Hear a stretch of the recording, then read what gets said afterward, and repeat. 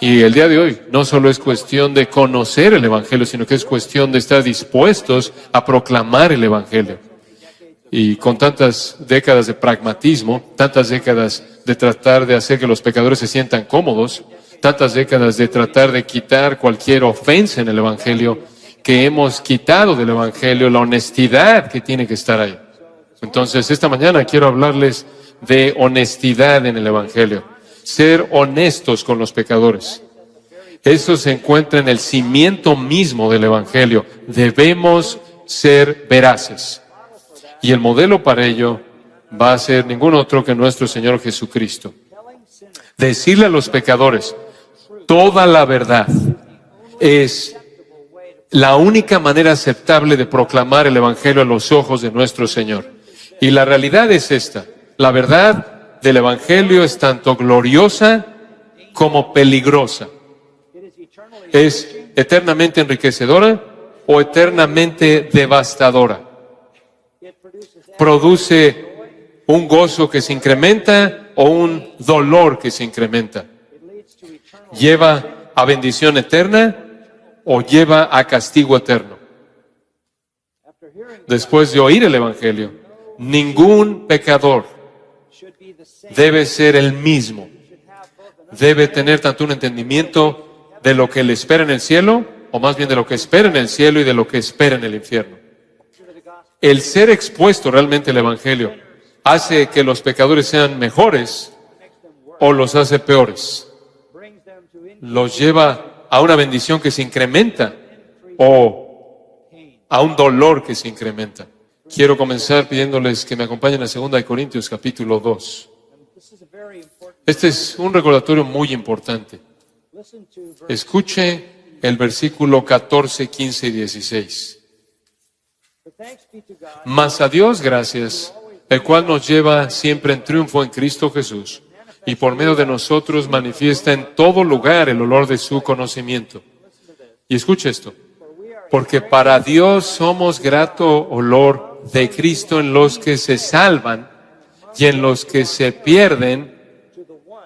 A estos ciertamente olor de muerte para muerte, y a aquellos olor de vida para vida. Y para estas cosas, ¿quién es suficiente? Lo que él está diciendo es que nosotros o llevamos a la gente a un gozo que se multiplica, o multiplicamos su dolor eterno. Esta es honestidad en el Evangelio. Somos tanto una bendición como una maldición. Traemos a la gente un gozo que se incrementa, o les traemos dolor o juicio que se incrementa. Permítame mostrarle otro pasaje en Hebreos capítulo 10. En Hebreos capítulo 10, versículo 26. Porque si pecáremos voluntariamente después de haber recibido el conocimiento de la verdad, ya no queda más sacrificio por los pecados, sino una horrenda expectación de juicio y de hervor de fuego que ha de devorar a los adversarios. Ahora permítame detenerme. ¿Así evangeliza usted? ¿Así comparte usted el Evangelio? Presentarle el Evangelio a un pecador y usted le dice, si rechazas este Evangelio, si tú le das la espalda a recibir el conocimiento de la verdad, no hay otro sacrificio para los pecados más que el sacrificio de Cristo en el Evangelio, y tú ahora debes esperar un juicio aterrador y la furia del fuego eterno. ¿Así presentamos el Evangelio? No creo. Rara vez. Decimos, Jesús quiere arreglar tu vida, quiere hacerte feliz, quiere arreglar tu matrimonio, quiere hacerte sentir mejor de ti mismo, quiere que detengas tus dolores, tus problemas. Eso carece de honestidad en el Evangelio. Y ese es el legado del pragmatismo. Saca lo que ofende. Cuando tuve algunos de ustedes oyeron de una entrevista que tuve con Ben Shapiro. Él me hizo una pregunta. Él dijo, ¿te molesta que tu mensaje ofende a la gente? Y mi respuesta fue algo así como, no, No, intento ofender a tantas personas como pueda, a los más que pueda. Esa es la naturaleza del Evangelio. Es la ofensa que despierta al pecador, que aterra al pecador y motiva al pecador a buscar la salvación. Aterrar a los pecadores es parte de nuestra responsabilidad. Entonces, versículo 28 dice, el que viola la ley de Moisés, por el testimonio de 2 o 3 testigos, muere irremisiblemente. Cuanto mayor castigo pensáis que merecerá el que pisoteare al Hijo de Dios y tuviere por inmunda la sangre del pacto, en la cual fue santificado, e hiciere afrenta al Espíritu de gracia. Pues conocemos al que dijo, mía es la venganza, yo daré el pago, dice el Señor, y otra vez el Señor juzgará a su pueblo. Horrenda cosa es caer en manos del Dios vivo. ¿Aterramos a los pecadores? ¿O somos olor de vida, sabor de vida para vida o sabor de muerte para muerte? ¿Añadimos a su gozo que se multiplica o a su dolor que se multiplica? Esa es honestidad en el Evangelio.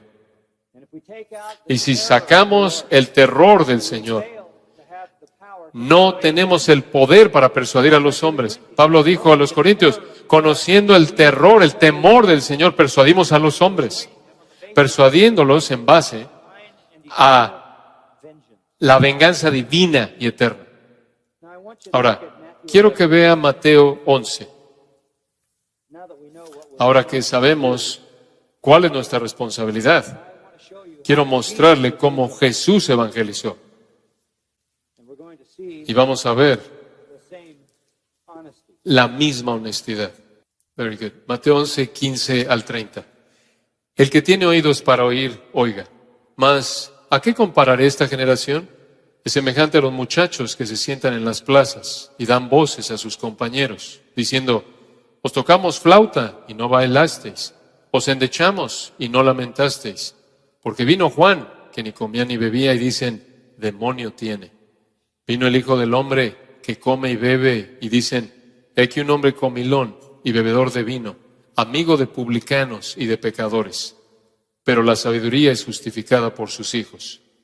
Entonces comenzó a reconvenir a las ciudades en las cuales había hecho muchos de sus milagros, porque no se habían arrepentido, diciendo, ay de ti, Corazín, ay de ti, Betsaida, porque si en Tiro y en Sidón se hubieran hecho los milagros que han sido hechos en vosotras, tiempo ha que se hubieran arrepentido en silicio y en ceniza. Por tanto os digo que en el día del juicio será más tolerable el castigo para Tiro y para Sidón que para vosotras. Y tú, Capernaum, que eres levantada hasta el cielo, hasta el Hades serás abatida. Porque si en Sodoma se hubieran hecho los milagros que han sido hechos en ti, habría permanecido hasta el día de hoy. Por tanto os digo que en el día del juicio será más tolerable el castigo para la tierra de Sodoma que para ti. En aquel tiempo, respondiendo Jesús, dijo, te alabo, Padre, Señor del cielo y de la tierra, porque escondiste estas cosas de los sabios y de los entendidos, y las revelaste a los niños. Sí, Padre, porque así te agradó. Todas las cosas me fueron entregadas por mi Padre, y nadie conoce al Hijo sino el Padre, ni al Padre conoce alguno sino el Hijo, y aquel a quien el Hijo lo quiera revelar. Venid a mí todos los que estáis trabajados y cargados, y yo os haré descansar. Llevad mi yugo sobre vosotros, y aprended de mí, que soy manso y humilde de corazón, y hallaréis descanso para vuestras almas, porque mi yugo es fácil y ligera mi carga. Pasaje poderoso. Este es nuestro Señor evangelizando. Comienza en el versículo 15 con un mandato. El que tiene oídos para oír, oiga. En otras palabras, si usted tiene vida espiritual, usted está vivo a la verdad, usted necesita escuchar este pasaje. Este es de nuestro Señor a su pueblo. Esa es una referencia común en el Evangelio de Mateo. Lo usa de nuevo en Mateo 13:9, el que tiene oídos para oír, oiga. De nuevo en el capítulo 13, versículo 43, el que tiene oídos para oír, oiga. En otras palabras, si está usted espiritualmente vivo, entonces necesita escuchar lo que el Señor, lo que el Salvador está diciendo. Necesita recibir esta verdad. Y esto es lo que dijo. Comienza al identificar el hecho de que los pecadores se rehúsan a escuchar la verdad. Y en el versículo 16, Él los compara con niños en una plaza que están invitando a otros niños a jugar. Esta es la ilustración más interesante que nuestro Señor identificó. Y en esta ilustración, Él apunta al hecho de que la mayoría de la gente rechaza el Evangelio por mera indiferencia. Antes, en el capítulo 11, Él dijo, algunas personas rechazan por duda. Antes, en el capítulo 11 dijo, algunas personas rechazan por confusión. En el capítulo 12, Él dijo, hay personas que rechazan porque son blasfemos. Pero en nuestro pasaje, Él identifica la razón más común por la que la gente rechaza el Evangelio. Es falta de interés, es indiferencia. Y lo que tendemos a hacer en la actualidad, en esta sociedad evangélica de la actualidad, es tratar de hacerlos estar interesados en base a qué tan bueno es Dios y todas las cosas que va a hacer por ellos. Lo que nuestro Señor hace para tratar de que se interesen es aterrarlos. Lo opuesto, el enfoque opuesto. Entonces, Él dice, ¿a qué compararé a esta generación? Este es un estilo rabínico de enseñanza muy común entre los judíos. Es un tipo de parábola, es un tipo de anécdota para ilustrar una verdad espiritual. Él dijo, ustedes, judíos incrédulos, son como niños. Son como niños. Y los niños estaban ahí en las plazas. Esta es una ocurrencia común en Israel. Y están jugando juegos. Los niños juegan juegos que aprenden del mundo adulto. Entonces están jugando a la boda y están jugando al funeral. Esos eran los dos acontecimientos más dramáticos que se llevaban a cabo en la sociedad judía. Entonces los niños están jugando a la boda y al funeral. En primer lugar, son presentados jugando un juego de funeral. Están invitando a otros niños y les dicen, nos tocamos flauta y no bailasteis. Os endechamos y no lamentasteis. ¿Qué quiere decir él? Tuvimos un juego de boda y estábamos bailando y no quisieron jugar con nosotros. Tuvimos un juego de funeral y tocamos una canción muy triste, de lamento, y no quisieron jugar con nosotros, no lloraron, no quisieron celebrar con nosotros en el juego de la boda y no quisieron celebrar con nosotros en el juego del funeral. No se rieron y celebraron, no lloraron y se lamentaron. No jugaron el juego de la risa ni jugaron el juego de la tristeza. Indiferentes de manera obstinada, esta es la única referencia bíblica en toda la Biblia a juegos de niños. Muy rara, excepcional. Tiene la intención de ilustrar la naturaleza obstinada, indiferente de los pecadores. Y aquí él explica la parábola, versículo 18. Porque vino Juan, se refiere a Juan el Bautista, que ni comía ni bebía. Entonces, él era la ilustración del funeral. ¿Cuál era el mensaje de Juan? Arrepentíos, arrepentíos, arrepentíos, arrepentíos. Él representaba el juego de la tristeza. Juan vino, que ni comía ni bebía. No jugaron ese juego. Dijeron acerca de Juan el Bautista, demonio tiene. De acuerdo con el registro del Evangelio, Juan tuvo una dieta muy limitada. No comió pan. Lucas 7:33 dice que no tomó vino, vivió en el desierto, no tuvo vida social, estuvo aislado y él predicó arrepentimiento y predicó que el Mesías estaba por venir. Y dijeron, demonio tiene. Lucas 7:33. Dijeron que estaba poseído por demonios, que él estaba loco, que él era un problema mental. No arrepentimiento, sino que lo ridiculizaron. En lugar de arrepentirse, lo ridiculizaron. Así le respondieron.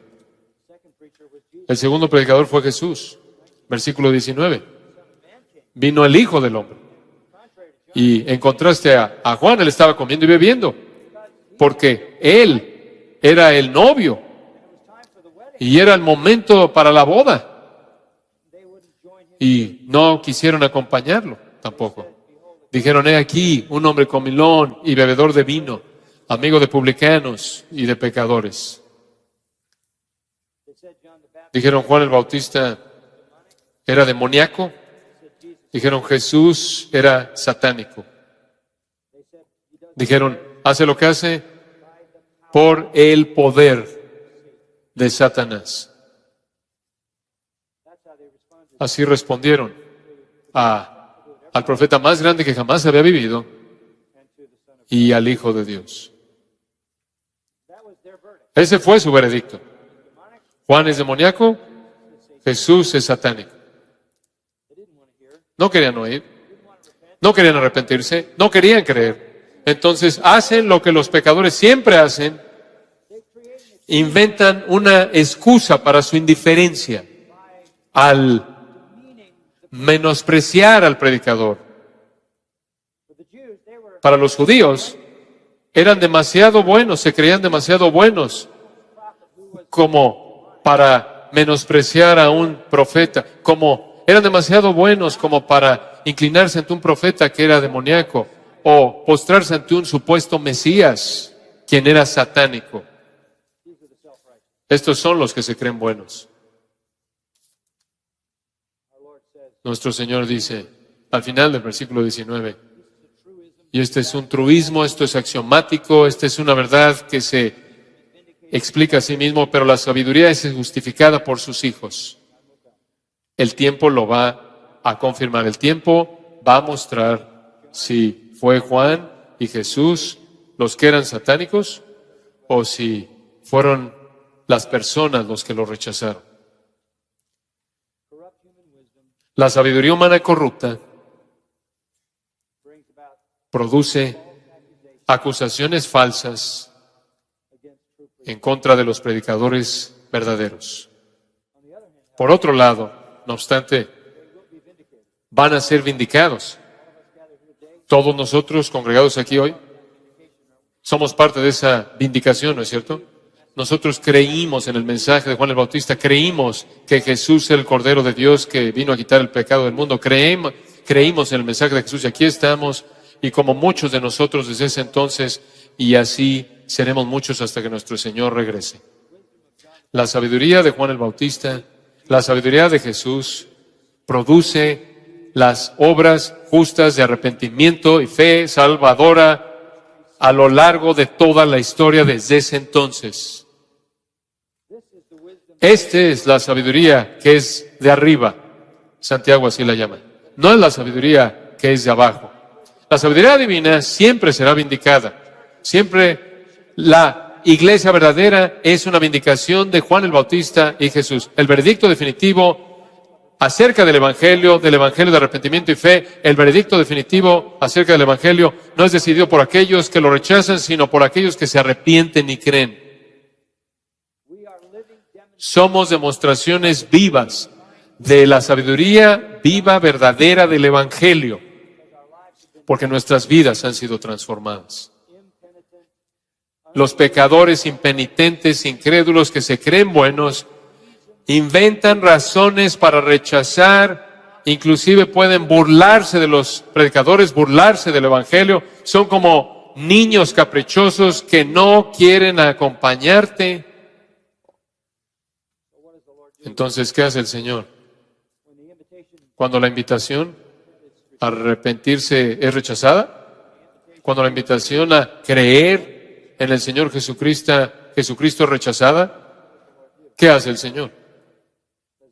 ¿Acaso Él cambia el método? ¿Acaso Él trata de suavizar el golpe? ¿Acaso Él trata de recuperar una relación al decir cosas buenas acerca de esas personas? Observe lo que nuestro Señor hace. Entonces comenzó a reconvenir a las ciudades, en las cuales había hecho muchos de sus milagros, porque no se habían arrepentido. ¿Cuándo fue la última vez que usted denunció a un pecador quien no se arrepintió? Si usted tiene autoridad, como lo es, usted tiene autoridad delegada de Jesús para usted y le ha dado autoridad a usted a través de la revelación del Nuevo Testamento. Usted habla en su lugar. ¿Cuándo fue la última vez que usted le dijo a un pecador, ¿entiendes las consecuencias, las implicaciones de lo que acabas de hacer? De hecho, lo que usted ve aquí por parte del Cordero de Dios es la ira del Cordero. Versículo 20. Entonces comenzó a reconvenir o a denunciar. Esto es enojo santo. Esta es una palabra griega muy fuerte. Y él denuncia las ciudades en las cuales se había hecho la mayoría de sus milagros. Entre más habían sido expuestos a la verdad, mayor sería su juicio. Las ciudades en las que la mayoría de sus dunamis fueron hechos, sus obras de poder fueron hechos. Ahora, ¿cuál es la ciudad? Ahora, ¿qué es una ciudad? Es la gente. Es la gente. Él no está pronunciando condenación contra instituciones y edificios, sino contra personas, porque él dice, porque no se habían arrepentido. Entonces, es un paso muy corto de oír el Evangelio a ser denunciado, de habérsele ofrecido salvación por parte de un cordero, del cordero, a ser condenado con ira por el cordero. Esa es la afirmación que dice, al que mucho se le haya dado, más se le pedirá. A eso se refiere esa afirmación. La cantidad de exposición al Señor, a la verdad divina, al Evangelio, agrava la culpabilidad. Pablo dice en Romanos 2 que están atesorando culpabilidad para el día de la ira. Entre mayor es el privilegio del Evangelio, mayor es la culpabilidad del rechazo y mayor es el castigo.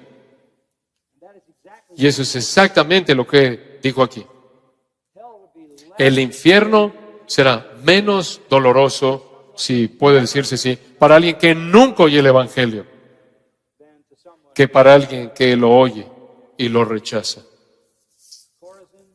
Corazín, Betsaida, Capernaum, 3 ciudades en donde Jesús había hecho sus milagros. Literalmente, lo habían tenido ahí por 3 años y habían tenido una prueba abrumadora porque él le hizo milagros ahí o porque los milagros que hizo en la parte sur de Judea les estaban siendo reportados ahí.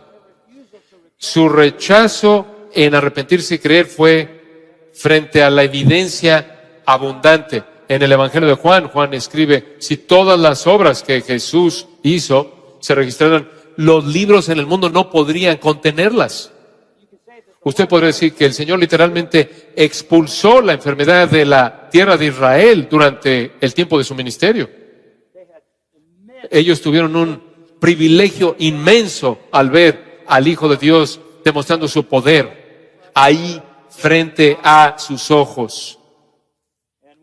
Y cuando fueron llamados a arrepentirse, fueron llamados a creer, no creyeron ni se arrepintieron.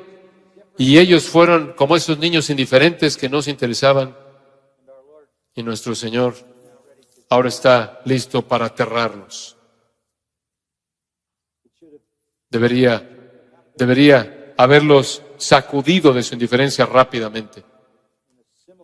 De una manera semejante a lo que la predicación de Jonás hizo en Nínive, cuando la ciudad entera se arrepintió. Versículo 21. Ay de ti, Corazín. Ay de ti, Betsaida. Eso se oye en español como una palabra onomatopéyica. En el griego es hoi, ay. Entonces nuestro Señor pronuncia condenación. Corazín estaba a más de 4 kilómetros al norte de Capernaum. Betsaida estaba al oeste de Capernaum. Y Capernaum era la ciudad principal en la parte sur extrema del mar de Galilea. Capernaum, el hogar de Felipe, Andrés, Pedro. Ellos vieron muchos milagros. Oyeron a Jesús hablando muchas veces, pero no se arrepintieron. Escucha el resto del versículo 21. Porque si en Tiro y en Sidón se hubieran hecho los milagros que han sido hechos en vosotras, tiempo ha que se hubieran arrepentido en silicio y en ceniza. Los que se creen buenos en sí mismos, ese es el pecado más condenador de todos los pecados. ¿Qué hay acerca de Tiro y de Sidón? Ezequiel 26 al 28, Isaías 23, Tiro y Sidón se habla, los menciona el profeta Amós, el profeta Joel, el profeta Jeremías. Básicamente eran ciudades llenas de ídolos, adoración a Baal, inmoralidad desenfrenada, impiedad, soberbia, dignas de condenación. Y el Señor pronunció condenación sobre ellas en el mundo antiguo. Esas ciudades son remanentes de esas ciudades existían en la actualidad. Según Mateo 15:21, Él fue ahí y Él sin duda alguna pensó en Tiro y Sidón de su día.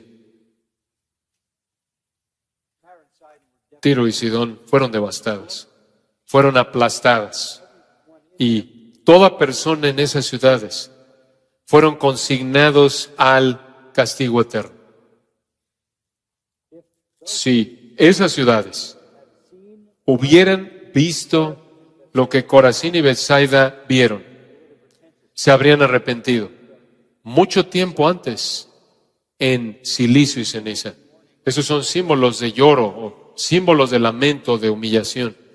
Lo cual quiere decir esto: Corazín y Betsaida, los habitantes de Corazín y Betsaida, sufrirán más en el infierno eterno que Tiro y Sidón. Tiro y Sidón, escuche, de manera abierta fueron paganos. Corazín y Betsaida, profesando adorar al Dios del Antiguo Testamento. Pero su infierno será más caliente que el de los paganos. ¿Por qué? Porque al que mucho se le haya dado, ¿qué? Más se le pedirá. La gente necesita ser advertida. Más tolerable para Tiro y Sidón que para ustedes. Después en el versículo 23. Y tú, Capernaum, que eres levantada hasta el cielo. Así se sentían en sí mismos, se sentían tan buenos en sí mismos que pensaban que iban a ser exaltados hasta el cielo. Tú serás abatida hasta el Hades. Porque si en Sodoma se hubieran hecho los milagros que han sido hechos en ti, habría permanecido hasta el día de hoy. Sodoma, Génesis 19, ¿cuál fue su pecado? El tipo de homosexualidad más perverso y nauseabundo, y trataron de hecho violar a ángeles. El Señor tuvo que protegerlos. Lot tuvo que protegerlos. La palabra Sodoma es sinónima con la perversión. La palabra Sodoma es sinónima de la perversión de la homosexualidad. Esa ciudad fue sepultada bajo el fuego y azufre. Esa fue una ilustración temporal de lo que sucedería inmediatamente a todas las personas en esa ciudad cuando terminaran fuera de la presencia de Dios en el infierno eterno, en el fuego eterno. Capernaum, ¿crees que vas a ser exaltada hasta el cielo porque eres tan religiosa? Porque tú dices adorar al Dios del Antiguo Testamento, porque tú dices creerte buena en ti misma. Tú vas a tener un infierno más caliente que los sodomitas, homosexuales, violadores, perversos, impíos. Esos milagros que ocurrieron en Capernaum, si hubieran ocurrido en Sodoma, todavía estarían aquí, porque se habrían arrepentido. Capernaum excedió a Corazín y Betsaida en privilegio. Sodoma excedió a Tiro y a Sidón en impiedad. Pero las personas más miserables jamás no son los sodomitas, sino las personas de Capernaum. No hay protección en la religión en la que la gente se cree buena en sí misma. Ustedes, de todas las personas, tienen que ver al catolicismo romano a la luz exactamente de esta perspectiva. En el juicio será peor para los más privilegiados rechazar el Evangelio, rechazar a Cristo, trae el juicio más severo. Es lo que acabo de leerles en Hebreos 10:26, de cuánto mayor será el juicio de aquel que haya pisoteado la sangre del pacto. No hay evidencia de que los habitantes de Capernaum se opusieron a Jesús. Realmente no hay evidencia de que lo ridiculizaron. Simplemente no quisieron jugar el juego. Quedaron sorprendidos por él. Quedaron fascinados por él. Quedaron impresionados por sus palabras. Eran religiosos. Eran respetables. Se creían buenos en sí mismos. Estaban satisfechos, pero no fueron movidos por el Evangelio. La gente respetable, religiosa, expuesta a la verdad de Jesucristo y el Evangelio, que no se quiera arrepentir, sufrirá el juicio más severo en el infierno. Esa es honestidad en el Evangelio. Esa es la verdad. El infierno será peor para la gente religiosa que se cree buena en sí misma que para los sodomitas. Entonces, ¿qué aprendemos acerca de la honestidad del Evangelio? ¿Involucra un ruego compasivo? ¿Quieres jugar? ¿Quieres acompañarnos? ¿Quieres arrepentirte? ¿Quieres creer? ¿Involucra una advertencia contundente? Acabamos de oír eso. Pero también involucra una promesa de confianza. Observe el versículo 25. En aquel tiempo, tan importante, el Señor necesitaba decir algo para ayudarnos a entender esto. Y Él dice esto: al Padre, te alabo, Padre, Señor del cielo y de la tierra, porque escondiste estas cosas de los sabios y de los entendidos y las revelaste a los niños. Ya para cuando llega al final del versículo 24, el trabajo del evangelismo parece duro y que nos deja con el corazón roto. Si lo decimos de manera suave, parece ser abrumadoramente decepcionante.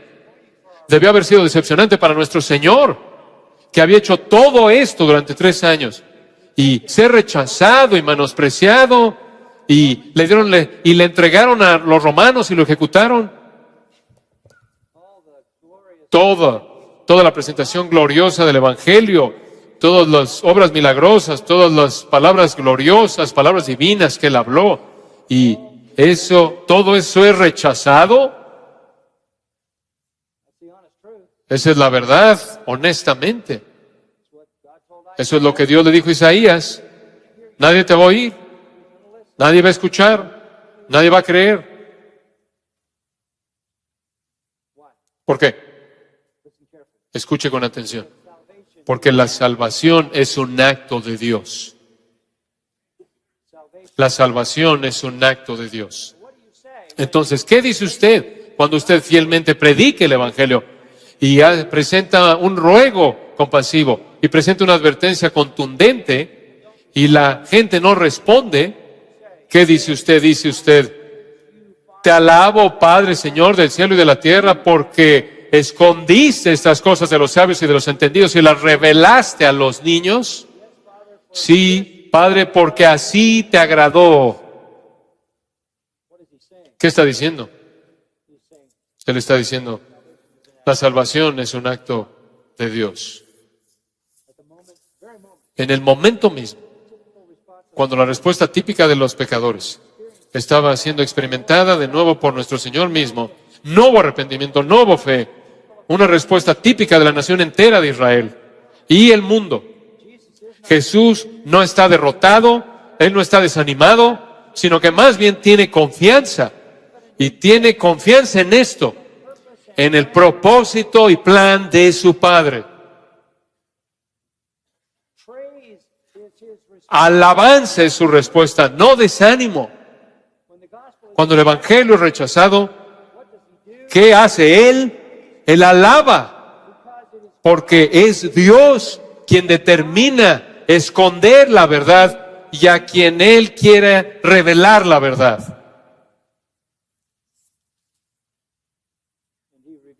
Y Él revela la verdad nepioi, a niños de pecho, aquellos que son indefensos y no tienen esperanza. Pero todo es la voluntad del Padre. En 1 Corintios 1, uno de los capítulos más importantes en el Nuevo Testamento, leemos esto. Versículo 26.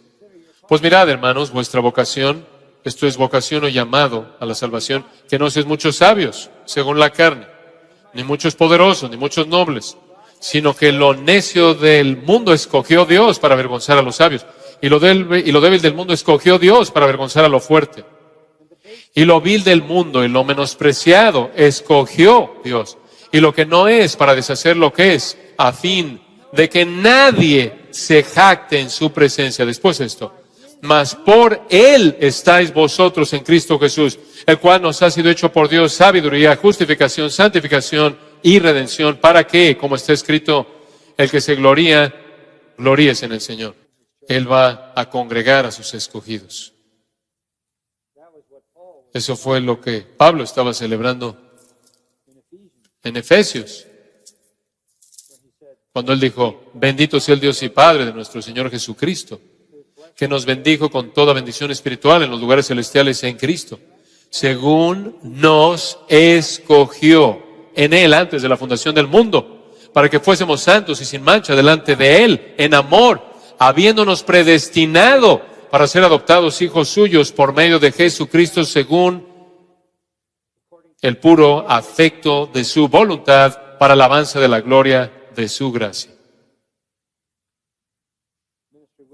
El ministerio sería desalentador si yo pensara que la gente rechaza debido a algo que yo debería de hacer, o la gente rechaza porque dejé de hacer algo. No. El Padre tiene un plan. Versículo 27. Todas las cosas me fueron entregadas por mi Padre. Cualquier persona que es salvada es un regalo del Padre para el Hijo. Escucha esto. Nadie conoce al Hijo sino el Padre, ni al Padre conoce a alguno sino el Hijo, y aquel a quien el Hijo lo quiera revelar. Escuche, la gente que está siendo salvada son aquellos que son escogidos por Dios, y aquellos a quienes el Evangelio y el Salvador en el Evangelio es revelado por obra divina.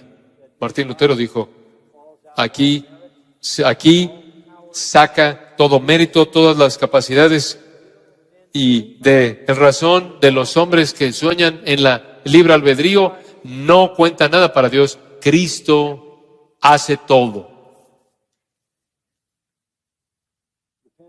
El arrepentimiento y la fe en el Evangelio depende de manera total de la voluntad del Padre y la obra del Hijo. Y eso es lo que Dios le dijo a Isaías. Isaías dijo, si nadie va a creer, ¿por qué debo predicar? ¿Por cuánto tiempo debo predicar? Y Dios le dijo, predica hasta que no quede nadie a quien predicar. ¿Por qué? Porque tengo un remanente. Es Isaías, así termina Isaías 6, la simiente santa.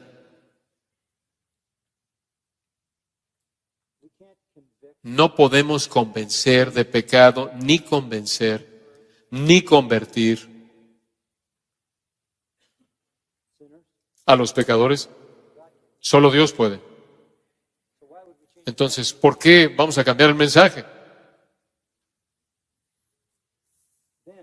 Después, sin titubeo, sin explicación y sin conciencia de sí mismo ni contradicción. La elección divina, entre la elección divina y la responsabilidad humana, el Señor presenta una invitación después de que acaba de decir que el Señor lo esconde de algunos y lo revela a los niños, que es la obra del Señor. Encima de eso, Él dice en el versículo 28, venid a mí todos los que estáis trabajados y cargados, y yo os haré descansar. Ahí se encuentra la tensión entre la soberanía de Dios y el evangelismo. Todo es la obra de Dios. Sin embargo, aquí está Cristo mismo diciendo, venid a mí todos los que estáis trabajados y cargados, y yo os haré descansar. ¿Qué le decimos a los pecadores al final? ¿Espero que seas escogido? No. Eso va más allá de nuestro nivel de responsabilidad. Decimos, ven. Su entendimiento perfecto de la elección soberana no refrenó la invitación. Venid, les daré descanso. ¿Qué tipo de descanso? Descanso, reposo en la salvación. Pero ¿quién va a venir? Todos los que están trabajados y cargados. ¿Qué quiere decir eso? ¿Están decepcionados por su trabajo? ¿No les gusta su esposa? No. Todos aquellos de ustedes que escuche con atención, que están aplastados, quebrantados, con dolor, insatisfechos y cansados de la carga de su pecado. No a los que se creen buenos en sí mismos, que piensan que son sabios e inteligentes. No para los que están satisfechos en sí mismos, los niños que rechazan el arrepentimiento y la fe, sino a los que están desesperados, que han agotado todos sus recursos. No les queda nada. Su pecado ha aplastado sus vidas. La honestidad del Evangelio dice que la salvación es ofrecida a aquellos que están aplastados bajo el peso del pecado y la culpabilidad y el temor. Hay muchas personas así. Esa es la razón por la que la tasa de suicidio sigue incrementándose. La honestidad en el Evangelio dice, la salvación es una obra de Dios. Él decide, pero la honestidad en el Evangelio también dice, si estás aplastado bajo el peso del pecado y estás cansado y no quieres ya la carga, ven a Cristo y encontrarás descanso. Versículo 29. Llevad mi yugo Mi yugo es muy diferente al yugo que los fariseos les impusieron. Vengan, lleven mi yugo y aprendan de mí, que soy manso y humilde de corazón, y hallaréis descanso para vuestras almas. Porque mi yugo es fácil y ligera mi carga. Llevad mi yugo, aprended de mí. Yo soy el maestro a quien deben escuchar. Manso, humilde, van a hallar descanso, consuelo. ¿Qué es lo que demanda la honestidad en el Evangelio? Un ruego compasivo hacia la gente, llamándoles a que se arrepientan y crean. Una advertencia de el juicio aterrador, de juicio que vendrá sobre aquellos que rechazan. Una confianza plena en los propósitos soberanos de Dios, lo cual nos asegura de que Él va a salvar a sus propios escogidos. Y la honestidad en el Evangelio no nada más se detiene y dice, bueno, todo está en las manos soberanas de Dios. La honestidad en el Evangelio dice, a todos ustedes, a cualquiera de ustedes que está aplastado bajo el peso de su pecado, vengan, Él va a recibirte, te va a dar descanso. Padre nuestro, te agradecemos por el tiempo que tuvimos juntos el día de hoy. Tu palabra es abrumadora para nosotros debido a su claridad, su poder. Nosotros estamos conscientes de ese poder, habiendo sido objeto de su obra como tus hijos, y estamos conscientes de ese poder cada vez que oímos la palabra, conforme viene a nosotros, con convicción divina, con claridad divina. Señor, en estos días en los que compartimos este tiempo juntos con estos amigos preciados, tan preciados, aclara todas estas cosas que necesitamos y haznos más fieles y más eficaces en cumplir con el plan del Evangelio, según tu voluntad. Literalmente estamos abrumados por el privilegio. Y para estas cosas, ¿quién es suficiente? ¿Qué ser humano podría tener una vida que fuera tan significativa? Que para algunos es aroma de vida para vida y para otros aroma de muerte para muerte. ¿La vida de quién podría importar tanto que tenga un impacto eterno? Y tú has dicho que es la vida de aquellos que triunfan en Cristo.